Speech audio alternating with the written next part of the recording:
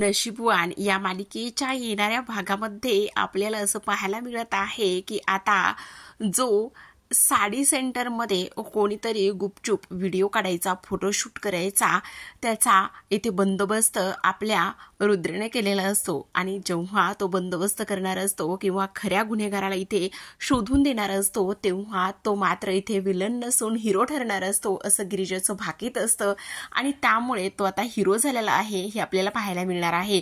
सोबतच इथे जो नागेश्वर आहे, नागेश्वरचा सगळा इतिहास आणि सगळे काही कटकारस्थान कारनामे इथे एका माणसाला सापडलेले असतात आणि तेव्हा त्याने नागेश्वरला फोन करून धमकावलेलं असतं। तेव्हा नागेश्वरने त्याला त्याच्या गोडाऊनमध्ये नेऊनच त्याचा पूर्ण अंत केलेला असतो। आता तो माणूस मरत असताना किंवा त्याचा शेवट होत असताना नागेश्वरच्या हातातलं जे घुंगराचं कडं आहे ते खाली पडतं।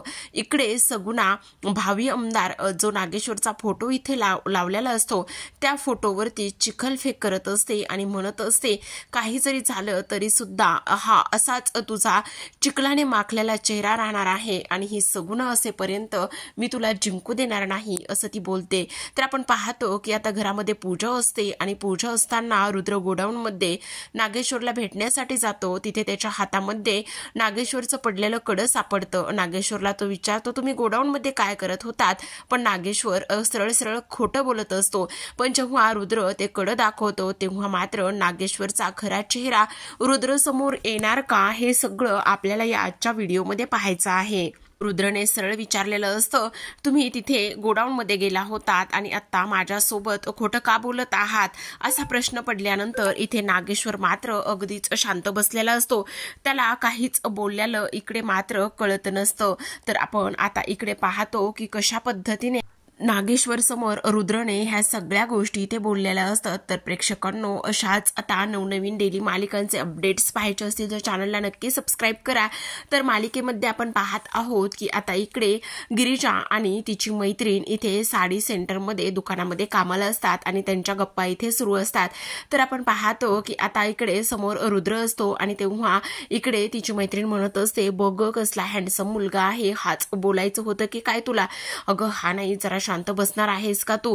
तेव्हा गिरिजा तिला शांत करण्याचं काम करते पण ती मात्र शांत काही बसत नाही, तिची कंटिन्यू बडबड ही सुरूच असते। कारण असं म्हणणं असतं काल इथे गिरिजाची चौकशी करायला कोणी आलं होतं का, त्या दोघींचं डिस्कशन सुरू असतं। काल नाही पण आज कोणीतरी आलेला आहे आणि तेव्हा रुद्र म्हणत असतो माझ्याशिवाय यांची चौकशी करायला आणखी कोण येणार आहे असं म्हटल्यानंतर अगं हा आणि तुझी चौकशी करायला काय हँडसम दिसतोय ग। तेव्हा गिरिजा तिला शांत बसवत असते तुझा गैरसमज झालाय। अगं गैरसमज कसला झालाय, मला एक गोष्ट सांग, खरं खरं खरं खरं सांग काय झालेलं आहे, म्हणजे हा तोच आहे ना। नाही हे बघ माझा गैरसमज झाला होता, अगं खरं तर ह्यांनी मला वाचवलेला आहे आणि गिरिजा सगळा काही A to Z झालेला प्रकार इथे आता तिला सांगत असते। तेव्हा लगेचच ती म्हणत असते म्हणजे हा तो नाहीये पण हा हिरो नक्कीच आहे बरोबर की नाही। तेव्हा गिरिजा म्हणत असते एक मिनिट, लगेचच ती तिचा चिमटा काढते। अगं चिमटे काय काढतेस, मग जर ऐकून घे, हा विलन नाहीये पण हिरो मात्र नक्कीच नाहीये असं गिरिजा म्हणत असते। हो का, मग मी हिरो वगैरे कधी होणार आहे, मला काही कळणार आहे का असं म्हणता क्षणी आता इथे लगेचच ती म्हणत असते सगळ्यात महत्वाची गोष्ट तुम्ही जरा बाजूला येताय का। काय, अहो तुम्ही एकट्या नाही, तुम्ही दोघी पण जरा बाजूला येताय का, हा चला ठीक आहे असं म्हणून आता ते तिघे सुद्धा बाजूला जातात। तेव्हा गिरिजा त्याला म्हणत असते औषध घेतलंय ना, तेव्हा तो म्हणतो हो हो औषध सुद्धा घेतलेलं आहे। तर इकडे दुसऱ्या बाजूला आपण पाहतो की नागेश्वर आता इलेक्शन असतं। खरं तर हा खूप मोठा उद्योजक आहे, त्यासोबतच सर्वात महत्वाचं म्हणजेच की आता इकडे जो काही नागेश्वर आहे इलेक्शन असतं आणि तो आमदाराच्या पदासाठी ते उभा राहिलेला असतो आणि इकडे त्याने एका त्याच्या माणसाला फोन केलेला असतो। तो म्हणत असतो की हे बघा मला वाटतंय की आणखी खूप काही माणसांची आपल्याला गरज आहे, आणखी खूप लोक कामावर ठेवा आणि आणखी खूप लोक कामावर ठेवल्यानंतर इथे खूप सारे लोक कामाला लावा कारण आपल्याला खूप साऱ्या लोकांची गरज आहे, खूप काम करायचं आहे असं इथे ते बोलत असतात। तेव्हा इकडे आता लगेचच उर्वशी आलेली असते। उर्वशी म्हणत असते अहो दादासाहेब कामं तर करतच राहतात आणि खूप सारे कामं होत पण राहतील, पण सगळ्यात महत्वाची तुम्हाला एक गोष्ट सांगायची आहे आहे. आपल्या चिरंजीवाचं काय, चिरंजीवाचे सुद्धा हात पिवळे करण्याची वेळ आलेली आहे. मला तर आपल्या चिरंजीवाचे लक्षणं काही व्यवस्थित दिसत नाहीयेत, त्यामुळे त्यांच्या सुद्धा लग्नाची जबाबदारी सुद्धा घ्या थोडीशी. बाकीची तर कामं घेणारच आहात तुम्ही. तेव्हा नागेश्वर आता उर्वशीला म्हणतात, हे बघा, तुम्हाला माहिती नाहीये का की इथे फक्त आणि फक्त चिरंजीवाच्या लग्नाची जबाबदारी आणि चिरंजीवाची जबाबदारी आम्ही तुमच्यावर सोपवली आहे, म्हणून मग तुम्ही कधी कामाला लागणार आहात. तेव्हाच इथे आता उर्वशी म्हणत असते, अहो मी कामाला सुद्धा लागले आणि मुलगी सुद्धा शोधलेली आहे. तर इकडे दुसऱ्या बाजूला आता रुद्र गिरिजाला एका बाजूला घेऊन जातो आणि तो म्हणत असतो, हे बघा, त्याचीच तर आपल्याला सगळी तयारी करायची आहे ना.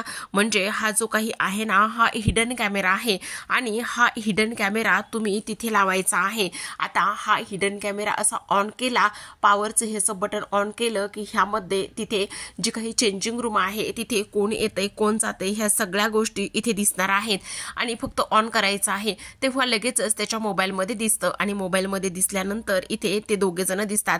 आता किती छान दिसतंय ना असं ते म्हणत असतात. तेव्हा इकडे लगेचच तो म्हणत असतो, हो आपण दोघं सुद्धा खूपच कमाल दिसतोय ना. गिरिजा म्हणत असते, वा वा वा, सेल्फी काढ ना. पण इकडे लगेचच आता रुद्र म्हणत असतो, पण आपण दोघं तर खूपच कमाल दिसत आहोत असं इथे तो बोलतो. हो का, अच्छा असं आहे का, ह्या सगळ्या गोष्टी अशा करायच्या आहेत, चला चला बाकीची तयारी करा, चला कामाला लागा असं म्हणून आता लगेचच इकडे रुद्र म्हणत असतो, हो हा हिडन कॅमेरा आहे, घ्या पटकन आणि पटकन पटापटा कामाला लावा आणि व्यवस्थित सेट करा, समजलं. आणि तेव्हा लगेचच हो चालेल आणि आरडाओरडा करू नका. आता लगेचच गिरिजा त्याच्या हातामध्ये हात मिळवते आणि तेव्हा इकडे तिला त्याला म्हणत असते, आता इथेच थांबणार आहात की जाणार आहात. नाही थांबतो ना, कशाला, जावा पटकन. आणि तेव्हा तो निघून जातो. तर इकडे तिची मैत्रीण म्हणत असते, कसला हँडसम आहे, छान आहे, ह्याचं नाव काय ग, अगं प्रभास सेतुपती, अगं साऊथचं आहे वाटतं, काय माहिती नाही, पण असू दे, जरा क्रॅकच आहे, पण असू दे, मनाने खूप चांगला आहे. ओ हो, मनाने चांगला आहे का, ए काय चाललंय, चल ह्या कॅमेरा लावायचा आहे ना, चल पटकन लावून येऊया. तेव्हा तिची मैत्रीण म्हणते, अगं ठीक आहे, तुझा पटकन कॅमेरा लावून ये. मी एकटी, हा म्हणजे इथे कोणी आलं तर लक्ष द्यायला पाहिजे ना, असं म्हणून ती तिला कॅमेरा लावण्यासाठी पाठवते. आता गिरीच्या त्या चेंजिंग रूमच्या तिथे येते आणि चेंजिंग रूमच्या तिथे आल्यानंतर व्यवस्थित कॅमेरा सेट करते. आता तो कॅमेरा लावलेला दिसू नये म्हणून ती एक काम करत असते, त्याच्यावरती व्यवस्थित साड्या वगैरे टाकण्याचं काम करते, जेणेकरून हा चेंजिंग रूम मध्ये लावलेला कॅमेरा कोणालाच दिसू नये आणि जो कोणी इथे येतोय, व्हिडिओ काढतोय, फोटोशूट करतोय, ह्या सगळ्या गोष्टी इथे व्यवस्थित दिसाव्यात, कळाव्यात म्हणूनच ती इथे प्रयत्न करत असते. तर आपण पाहतो की आता इकडे लगेचच तिने कॅमेरा ऑन करून सुद्धा ठेवलेला असतो. तर इकडे दुसऱ्या बाजूला आपण पाहतो की आता नागेश्वर जो आहे तो इकडे वासंती म्हटलेली असते की पण मला ही मुलगी अजिबात पसंत नाहीये म्हणून. अगं तुम्हाला विचारताय कोण, कोणी विचारलंय तुम्हाला, शिंकली माशी शिंकली. तेव्हा लगेचच वासंती म्हणते, पण तुम्हाला एक गोष्ट सांगू का, माझ्या रुद्रचं लग्न हे त्याच्या मर्जीनेच होणार, त्याला जी मुलगी पसंत आहे त्याच मुलीशी तो लग्न करणार, असं माझ्यासारखं जबरदस्तीच्या लग्नामध्ये बंधनामध्ये मी त्याला अडकून अजिबात पडू देणार नाही, असं इथे ती बोलते. हे सगळं ऐकल्यानंतर उर्वशीला आणि इकडे मात्र लगेचच आता नागेश्वरला खूपच मोठा धक्का बसलेला असतो. तो तर विचारच करत असतो, ह्या सगळ्या गोष्टी असं कसं बोलू शकते ही बाई. तर आपण दुसऱ्या बाजूला पाहतो की आता साडीच्या दुकानामध्ये बरेच कस्टमर आलेले असतात. गिरिजा आणि तिची मैत्रीण त्या आलेल्या कस्टमरांना खूप छान छान वेगवेगळ्या व्हरायटीच्या साड्या वगैरे त्या दाखवत असतात. तेव्हा हे जे काही आहे ना ते बायकोलाच विचारा बाबा, बायकोच्या पुढं कोण जाते आणि तिला जी काही साडी पसंत पडेल ना तीच साडी इथे तिला द्या. तेव्हा लगेचच आता गिरिजा म्हणत असते, ही साडी तुम्हाला खूपच कमाल दिसेल, पण काय हो मी तुम्हाला कुठेतरी पाहिलंय असं वाटतंय. तेव्हा गिरिजा म्हणते, कुठे पाहिलेलं आहे तुम्ही मला, अहो त्या दिवशी नाही का त्या मिठाईच्या दुकानामध्ये आग लागली होती आणि तिथे तुम्ही तुमच्या भावाला वाचवण्यासाठी गेला होतात आणि तेव्हा तुम्ही तिथेच बेशुद्ध पडलात, तर तुम्हाला रुद्रदादाने वाचवलं आणि रुद्रदादाने वाचवलं ही गोष्ट ऐकल्यानंतर तिच्या मनामध्ये खूपच मोठा प्रश्न पडलेला असतो. तर इकडे आपण दुसऱ्या बाजूला पाहतो की नागेश्वर आता वासंतीला म्हणत असतात, आणखी एक महत्त्वाची गोष्ट आम्ही तुम्हाला सांगतोय, त्याच्या सगळ्या गोष्टीची जिम्मेदारी आम्ही ते त्याच्या आत्यावरती, माझ्या बहिणाबाईवरती दिलेली आहे, समजलं. आणि तेव्हा वासंती म्हणते, पण तुम्ही तुमच्या आवडीनिवडी ह्या सगळ्या काही तुम्ही त्याच्यावर का लादताय, तुम्ही असं करू नका प्लीज, त्याच्या सुद्धा मनाचा विचार करा. तेव्हा इकडे आत्या म्हणत असते, त्याच्या आवडीनिवडी सगळ्यात जास्त तुझ्यापेक्षा जास्त मला माहिती आहे, त्याचा आवडीचा रंग कोणता, हिरवा, आवडते ठिकाण महाबळेश्वर, त्याच्या आवडीची डिश माझ्या हातचा गोडाचा शिरा. सगळ्यात महत्त्वाची गोष्ट म्हणजे रितेश देशमुखचा तू खूप मोठा फॅन आहे बरं का. त्याचा आवडता सण काय, तर तो दिवाळी. असं एक एक ती बोलत असते, तर एक एक पाऊल वासंती मागे मागे जात असते. आणि तुला आणखी एक गोष्ट सांगू, लायकीत राहायचं, समजलं, असं म्हणून त्या दोघी सुद्धा तिथून ते दोघे निघून गेलेले असतात. पण इकडे वासंती म्हणत असते नाही, म्हणत असते खरं तर त्याला अंधाराची खूप भीती वाटते. हळद, मध, दूध घालून त्याला काढा बनवून दिला तर त्याला बरं वाटतं. अंधाराची त्याला खूप भीती वाटते. सगळ्यात महत्त्वाचं म्हणजे तो खूप हळवा आहे. तुम्हाला त्याच्या आवडीनिवडी माहिती आहेत, पण त्याच्या वेदना, त्याचं दुःख, त्याला कशाचा त्रास होतो हे सगळं काही मला माहिती आहे. हाच फरक आहे एक आई आणि आत्यामधला. तो जे सांगतो ते तुम्हाला कळतं, पण तो जे नाही सांगत त्या गोष्टी मला कळतात. हाच फरक आहे आत्या आणि आईमधला. एका आईला लेकराचं न सांगता सुद्धा दुःख कळतं, तीच खरी आई असते, असं इथे आता वासंती बोलत असते. आता इथे ती म्हणत असते, पण सगळ्यात महत्त्वाची गोष्ट, तुम्ही माझ्यामध्ये आणि माझ्या रुद्रमध्ये जो इथे दुरावा, अंतर निर्माण केलेला आहे, ते सगळं ह्या सगळ्या गोष्टीमुळे, ह्या घरामध्ये येणारी सून माझ्यामधलं आणि माझ्या रुद्रमधलं अंतर जे आहे ते सगळं मिटवेल आणि आम्हा दोघांना एकत्र आणेल. आणि तीच ह्या घरी आणि माझ्या रुद्रच्या पसंतीची मुलगीच या घरामध्ये सून म्हणून येणार आहे, असं सुद्धा इथे आता ती बोलत असते. आता इकडे ह्या सगळ्या गोष्टी बोलल्यानंतर आपण पाहतो, आता गिरिजाला प्रश्न पडलेला असतो तिला कोणी वाचवलंय. तर तेवढ्यातच आता पुन्हा रुद्रने तिला कॉल केलेला असतो आणि रुद्रने तिला कॉल केल्यानंतर इकडे तो म्हणत असतो, लावला ना कॅमेरा? अहो कधीच कॅमेरा लावलाय. अहो पण तुम्ही कॅमेरा लावलाय, माझ्या मोबाईलमध्ये दिसत कसं नाहीये? तेव्हा ती म्हणत असते, तो कॅमेरा ना तुमच्यासारखाच वेडा आहे बहुतेक, असं म्हटल्यानंतर तेव्हा तो म्हणतो, अहो तुम्ही ते पॉवरचं बटन ऑन केलंय का? तेव्हा गिरिजा म्हणते, ओहो सॉरी विसरले, चुकून विसरले, सॉरी. हां बघा कोणाला औषधं घ्यायची वेळ आहे. तेव्हा ती म्हणत असते, ठीक आहे, एवढं ऐकून लगेच दाखवायची काही गरज नाहीये, जाते मी आणि लगेचच ऑन करते. असं म्हणून लगेचच आता गिरिजा पुन्हा जिथे कॅमेरा सेट केलेला असतो त्या ठिकाणी कॅमेरा ऑन करायला जाते. आता लगेचच म्हणत असते, आता बघा दिसतंय का? हां दिसतंय, अगदी परफेक्ट दिसतंय. आता बघा दिसतंय का? असं म्हणून तो लगेचच म्हणतो, हां आता बरोबर दिसतंय. आणि आता एक सुंदर मुलगी सुद्धा दिसत आहे. आता काय चाललंय सेतुपती? औषधं घेतली आहेत ना? तेव्हा तो म्हणतो, हो आत्ताच तर घेतली आहेत, लगेच घेतलेली आहेत, आत्ता जस्ट घेतलेली आहेत, असं रुद्र म्हणत असतो. आणि तेव्हा ठेवा फोन, काम करा पटकन, असं म्हणून लगेचच आता गिरिजा फोन ठेवते. तर इकडे लगेचच रुद्र म्हणत असतो, बापरे बहुतेक नक्कीच वेड लावते ही मुलगी, वेडे झालेला आहात असं ती म्हटल्यानंतर तो म्हणत असतो, वेड लावते ही मुलगी. आता हा मोबाईलवरती इकडे फोनवर बोलत असतो आणि मोबाईलमधला तो पूर्ण कॅमेऱ्याचा जो व्हिडिओ आहे तो पाहत असतो. तेवढ्यातच आता नागेश्वरची गाडी तिथून दुकानासमोरूनच चाललेली असते. नागेश्वर इथे पाहत असतो आणि नागेश्वरने इथे पाहिल्याबरोबरच आता त्याच्या मनामध्ये खूपच सारे विचार असतात. कारण ज्या पद्धतीने इकडे ती बोललेली असते, म्हणजे उर्वशीने सांगितलेलं असतं की तुमच्या चिरंजीवाचे लक्षणं काही ठीक दिसत नाहीयेत.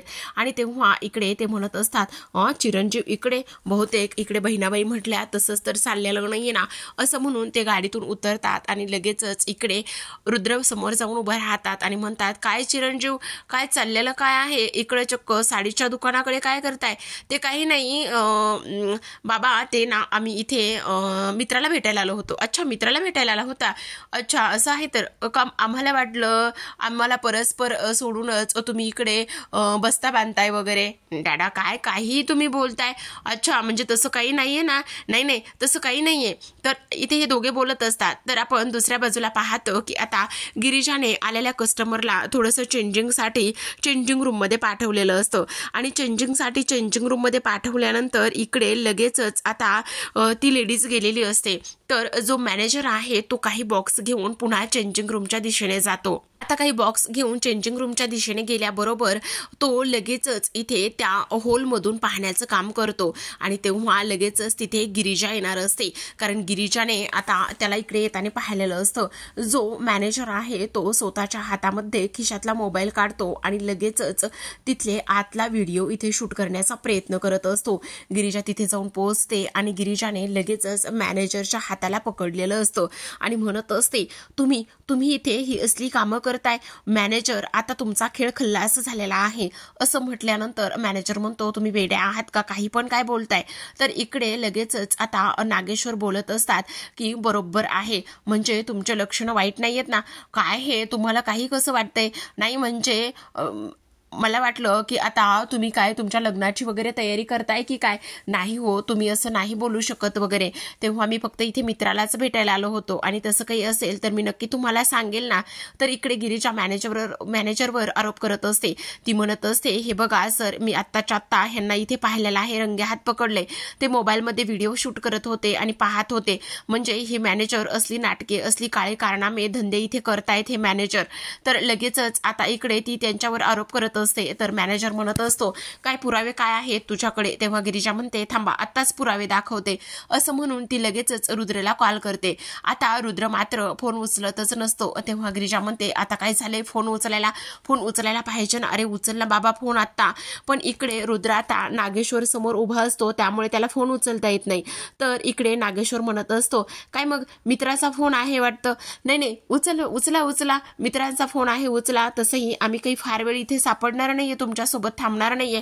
कधीतरी तिकडे फॅक्टरी सुद्धा चक्कर मारत जा एखादी, आम्ही सुद्धा तिकडेच जातो, या जरा कामाकडे लक्ष द्या. असं म्हटल्यानंतर लगेचच रुद्र म्हणत असतो, हो नक्कीच येईल मी तिकडे. तर आपण इकडे दुसऱ्या बाजूला पाहतो की आता जे काका असतात ते एका खोलीमध्ये असतात आणि त्यांच्याकरिता इकडे वासंतीने जेवण आणलेलं असतं. वासंतीने जेवण आणल्यानंतर ती दरवाजा बंद करते आणि दरवाजा बंद करून आता ती त्यांच्या समोर आलेली असते. ती म्हणत असते, दादा, मला तुम्हाला एक गोष्ट सांगायची आहे. आणि ती गोष्ट म्हणजे की बघा, आता तुम्हाला एक गोष्ट सांगू, मी आता परवा इकडे ह्याच्यावरती गेले होते, टेकडीवरती, आणि तिथे गेल्यानंतर मी अंगदचं आणि देवकीचं इथे पिंडदान केलं. पण एवढ्या 25 वर्षामध्ये तिच्या पिंडेला कावळा शिवला नव्हता. पण आज तिच्या पिंडेला कावळा शिवला आणि पिंडदान यशस्वीरित्या पार पडलं. मग बहुतेक तुम्हाला दिलेली जिम्मेदारी आणि तुम्हाला दिलेली जी मुलगी आहे ती व्यवस्थित चांगल्या घरी वाढते असा संकेत आहे. ती नक्कीच इथे येणार. आता इकडे ते मनातच बोलत असतात, हो नक्कीच येणार, आणि त्यामुळे मी तुमचं तोंड गोड करायला आलेली आहे. तुम्ही तोंड गोड करा. आता हे सगळं ऐश्वर्य धनदौलत ज्याचे आहे त्याची त्याला नक्कीच मिळणार. म्हणजे तुम्ही ज्याच्याकडे ते लेकरू सोपवलं आहे ते कुठे वाढतंय, काय वाढतंय, कोणाकडे दिलंय, हे मला तुम्ही नक्की सांगाल ना. असं इथे आता ती बोलत असते. तेवढ्यातच आता तिथे उर्वशी आलेली असते. उर्वशी म्हणते, तू काय करतेस इथे. काही नाही, मी त्यांना तो प्रसाद द्यायला आले होते आणि प्रसाद देऊन जाणारच होते. तुला किती वेळा सांगितलं इथे या खोलीमध्ये यायचं नाही, मी जे देईल तेच ह्यांना खायला द्यायचं आहे आणि फक्त इथे माझेच शब्द यांच्या कानावर पडले पाहिजेत. मग तू इथे काय करतेस आणि हे असलं थर्ड क्लास खायला द्यायचं नाहीये त्यांना, समजलं. आणि आत्ताच्या आत्ता इथून चालती हो आणि लायकीत राहायचं, समजलं. असं म्हणूनच लगेचच त्यांच्या हातामध्ये असलेला जो प्रसाद असतो तो ती फेकून देण्याचं काम करते आणि वासंतीवर आरडाओरडा करत असते, इथून पुढे या खोलीमध्ये यायचं नाही, माझे नियम आणि रूल्स तुला माहिती नाहीयेत का, चल चालती हो. असं म्हटल्यानंतर वासंती मात्र काहीच बोलत नाही आणि तिथून ती निघून जात असते.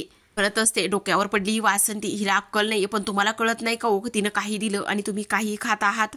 वासंती म्हणत असते, हा तुझा माज जो आहे ना तो लवकरच उतरणार आहे. ह्या घराची वारस जेव्हा येईल ना तेव्हा हे सगळं तिचं असणार आहे आणि एकदा का वारस आली की मग कळेल तुला काय आहे ने काय नाही ते. लवकरच ती ह्या घराचा वारस लवकरच येईल आणि लवकरच तुझा माज उतरवेल, असं इथे ती बोलत असते. तर आपण इकडे पाहतो की आता गिरीजा शोधत रुद्रला बाहेर आलेली असते. बाहेर आल्यानंतर समोर बसणाऱ्या व्यक्तीच्या हातामध्ये घुंगरू असतात आणि घुंगराचं कडं जे असतं त्या घुंगरांचा आवाज गिरिजाच्या कानावर पडतो आणि त्यामुळे पुन्हा ती एकदा खूप घाबरते आणि म्हणत असते, नेमकं हे सगळं काय आहे. जेव्हा मी घुंगरांचा आवाज ऐकते तेव्हा मला का त्रास होतोय, नेमकं कधी हे सत्य उलगडणार आहे, असा इथे ती विचार करत असते.